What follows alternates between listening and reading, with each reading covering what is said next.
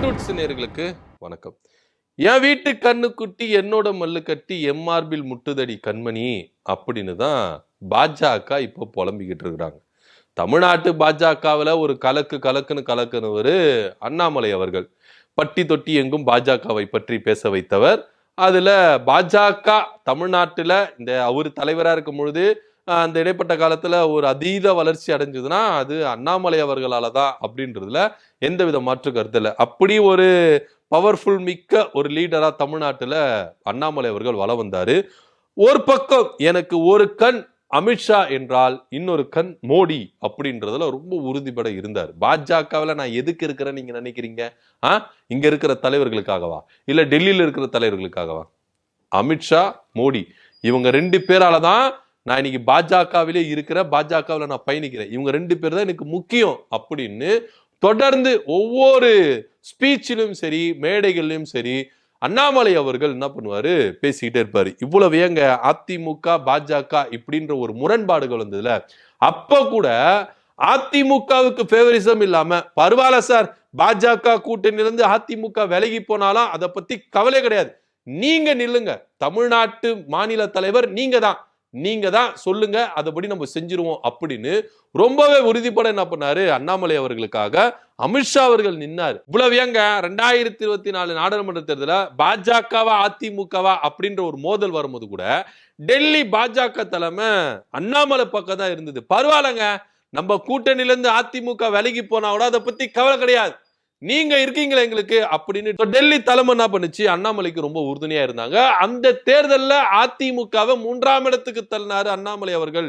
அப்படின்றது மாற்று கருத்துல. சோ அதுல இருந்து பாத்தீங்கன்னா ஓகே, இப்போ நம்ம அதிமுக இல்லைன்னா கூட அண்ணாமலை இருந்தா பாஜக வளர்ந்துரும் அப்படின்ற ஒரு நம்பிக்கையை டெல்லி பாஜக கிட்ட அண்ணாமலை குறித்து அதீதமா வளர்ச்சி அடைந்தது. சோ தொடர்ச்சியா அண்ணாமலைக்கு பாஜக ரொம்ப உறுதுணையா இருந்தது. ஸ்பெஷலா அமித்ஷா அவர்கள் இருந்தாரு, மோடி அவர்கள் இருந்தாரு அப்படின்றதான் நிதர்சனமான உண்மை. அதுக்கப்புறம் 2026 சட்டமன்ற தேர்தல் வந்தது. அப்ப அதிமுக உதவி தேவை அப்படின்ற பட்சத்துல அண்ணாமலையை ஒதுக்கி வச்சாங்க டெல்லி பாஜக. இதனால அவரை வந்து நான் அரசியலை கத்துட்டு வாங்கப்பா அப்படின்னு ஃபாரின் கூட அனுப்பி என்ன பண்ணாங்கன்னா அங்க போயிட்டு அரசியல் பயின்றெல்லாம் வந்தாரு. நிறைய கான்ட்ரவர்சிகள் வந்து வச்சுக்கலாம் அந்த டைம்ல. சோ டெல்லி பாஜக அண்ணாமலையை ஒதுக்க ஆரம்பிச்சது. எந்த எடப்பாடி பழனிசாமிக்காக அண்ணாமலை அவர்களை டெல்லி பாஜக தூக்கி பிடிச்சதோ அதே எடப்பாடி பழனிசாமிக்காக அண்ணாமலையை தூக்கி விசிறடிச்சாங்க டெல்லி பாஜக அப்படின்றதுல எந்தவித மாற்று கருத்து இல்லை. அதுக்கப்புறம் பாத்தீங்கன்னா அண்ணாமலை அவர்களுக்கு டெல்லியினுடைய சிபாரிசு கொஞ்சம் கொஞ்சமா கம்மியாயிருச்சு. இங்க தமிழ்நாட்டுல மாநில தலைவரா நயினார் நாகேந்திரன் போட்ட உடனே பல கான்ட்ரவர்சிகள் தமிழ்நாட்டு பாஜகவில் வெடிக்க ஆரம்பிச்சது. அண்ணாமலை எப்படிங்க நீங்க நீக்கலாம், அண்ணாமலை தாங்க பாஜகவின் முதுகுத்துனா இருந்தாரு, அப்படி இருக்கும் பொழுது அண்ணாமலை நீக்கிட்டீங்களன்னு சொல்லிட்டு பலரும் என்ன பண்ணாங்க, வெடிச்சு சதறினாங்க. ஸோ இதனால டெல்லி பாஜக கொஞ்சம் சைலண்டாவே இருந்தாங்க அண்ணாமலை விஷயங்கள்ல. இதை உறுதிப்படுத்துகிற விதமா மோடி அவர்களும் அமித்ஷா அவர்களும் இங்க தமிழ்நாட்டுக்கு வரும் பொழுது அண்ணாமலைக்கு இருந்த பவரை கண்ணூர என்ன பண்ணாங்க கண்டாங்க. அண்ணாமலை பேரை சொன்ன உடனேயே மேடைகள் அவர் முகத்தை காட்டின உடனேயே கீழே கைத்தட்டல் விசில்கள் அந்த அளவுக்கு ஆரவாரம் பண்ணியிருந்தாங்க. மோடிக்கும் அமித்ஷா அவர்களுக்கும் கூட அந்த அளவுக்கு ஒரு ஆரவாரம் இல்லை, அண்ணாமலை அவர்களுக்கு இருந்ததை நம்ம கண்ணற கண்டோம், டெல்லி பாஜகவும் கண்ணற கண்டாங்க. ஸோ இதனால அமித்ஷா அவர்கள் மோடி அவர்கள் டெல்லி பாஜக என்ன பண்ணிச்சு அப்படின்னு பாத்தீங்கன்னா அண்ணாமலையை விட்டுடக்கூடாது, தங்கம்பா அந்த தங்கத்தை நம்ம விட்டுடக்கூடாது, இழந்துடக்கூடாது அப்படின்னு நினைச்சு ஒரு முக்கியமான பொறுப்பு தரேன், வெயிட் பண்ணுங்க அப்படி இப்படின்னு சொல்லியிருந்தாங்க. தேர்தலுக்கு முன்னாடி கூட, அதாவது வேட்பாளர் தேர்வுல கூட அண்ணாமலை பேர் வரும் அப்படின்னு நினைச்சாங்க. ஆனா அதிமுக அழுத்தத்தின் காரணமாக அண்ணாமலை பேர் அவர்கள் வரவே இல்லை. ஏன்னா அண்ணாமலை தரப்புல இருந்து சிங்காநல்லூர் கவுண்டம்பாளையம் 2 தொகுதியை கேட்டாங்க, இந்த 2 தொகுதியை கொடுக்கல. சோ தேர்தல் இருந்து ஒதுங்குறேன் அப்படின்னு சொல்லிட்டு வெளிப்படையா அண்ணாமலை அவர்கள் அனௌன்ஸ்மெண்ட்டை கொடுத்ததை நம்ம இங்க பாக்குறோம். அப்படி இருக்கும் பொழுது அண்ணாமலை அவர்கள் தேர்தலை நிக்கலையா அப்படின்னா நாங்க வேலை செய்ய போக மாட்டோம் அப்படின்னு சொல்லிட்டு அண்ணாமலை ஆதரவாளர்கள் என்ன பண்ணாங்க, தொடர்ச்சியா இங்க வந்து போர்க்கொடி தூக்கிட்டே இருந்தாங்க. இன்னும் சொல்ல போனா ஒரு ஹீரோக்கு இங்க ரசிகர் மன்றத்தை இருக்கிறத நம்ம பார்த்திருப்போம். தமிழ்நாட்டு அரசியல் வரலாற்றுல ஒரு ஹீரோக்கு ரசிகர் மன்றங்கள் இருக்கும். ஒரு ஹீரோவா நீங்க வந்துட்டீங்கன்னா உங்களுக்குன்னு ரசிகர் மன்றங்கள் இருக்கும். ஆனா ஒரு கட்சி தலைவருக்கு ரசிகர் மன்றத்தை வச்சிருந்தாங்கன்னா கிடையவே கிடையாது. அது அண்ணாமலை அவர்களுக்கு வச்சாங்க. அண்ணாமலை ரசிகர் மன்றம் அப்படின்னு சொல்லிட்டு தனியா என்ன பண்ணாங்க, இயங்கிட்டே இருந்தாங்க. சோ இதை வச்சு பார்க்கும்போது என்ன பண்ணா, அண்ணாமலை அவர்கள் தனியா கட்சி ஆரம்பிக்க போறாரா அப்படின்ற ஒரு பூதாகாரமான செய்திகள். வேட்பாளர் தேர்தலுக்கு முன்பாகவே பல விஷயங்கள் அடிபட்டுச்சு. ஆனா தொடர்ச்சியா என்ன பண்ணாரு, மறுத்துட்டு வந்தாரு. எனக்கு எப்பவுமே ஒரு பக்கம் மோடினா இன்னொரு பக்கம் அமித்ஷா, நான் தனி கட்சியெல்லாம் தொடங்க மாட்டேன் அப்படின்னு படார்னு என்ன பண்ணாரு பொதுவெளியில. ஏன்னா நிறைய ரூமர்கள் கிளம்பிட்டே இருந்தது. ஏன்னா இது கட்டுக்கணங்கா வளர்ந்துட்டே போயிருந்தது. இதுக்கு ஒரு முடிவே இல்லையா அப்படின்ற ரேஞ்சுக்கெல்லாம் போயிருந்தது. உடனே அவர் என்ன பண்ணாரு, ஒரு பிரஸ் மீட்ல நான் தனி கட்சியில் ஆரம்பிக்கலங்க, எனக்கு மோடி அமித்ஷா இவங்க 2 பேருக்காக மட்டும் தான் நான் இங்க அரசியல்ல வந்தேன், அரசியல்ல இருக்கேன்.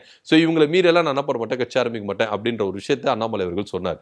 அதுக்கப்புறம் தேர்தலுக்கு பிறகு ரொம்ப சைலண்டாவே இருந்தார். தோத்து போனாங்க, பாஜக தோத்தாங்க.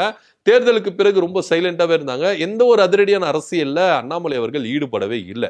சோ இப்படியா இருக்கும் பொழுது புதிய தமிழக ஜனதா கட்சி அப்படின்ற ஒரு கட்சி ஆரம்பிக்க போறாரா அப்படின்னு பேசப்பட்டிருந்தது. அதுக்கான கொடிகள், விளக்கங்கள், எல்லாமே கொள்கைகள் எல்லாமே என்ன பண்ணாங்க, தெரிவிக்க விட்டாங்க சோசியல் மீடியால. இது இப்படி பேசும் பொருளாக இருக்கும்போது பிஎம்சி திட்டம், அதாவது மும்மொழி கொள்கையை எதிர்த்து என்ன பண்ணாரு அண்ணாமலை ஒரு பிரஸ் மீட் கொடுக்கிறாரு.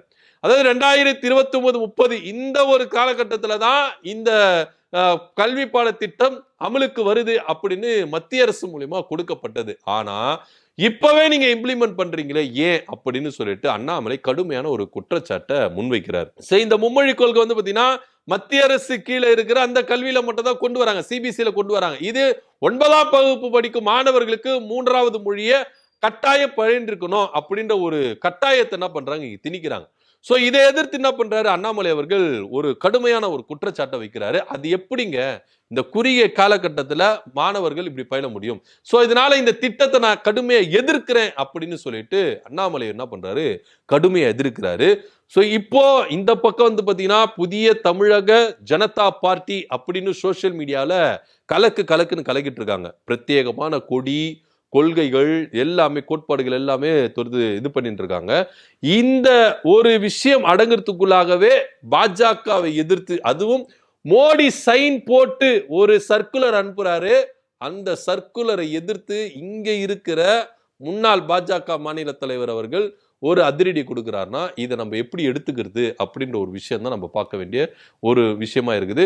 ஸோ இதெல்லாம் வச்சு பார்க்கும்போது பாஜக மாநில தலைவர் பதவியில இருந்து அண்ணாமலை விலகுகிறாரா அப்படின்ற ஒரு கோணத்தில் பார்க்க வேண்டியதா இருக்குது. முதல் முறையா பாஜக ஒரு திட்டத்தை செயல்படுத்தி இருக்கிறாங்க. அந்த திட்டத்தை முழுசா எதிர்த்து இருக்கிறாரு அண்ணாமலை அவர்கள் அப்படின்னு தான் பார்க்கணும். இதை பத்தியோட கருத்து அப்படி கமெண்ட் பண்ணுங்க. நன்றி, வணக்கம்.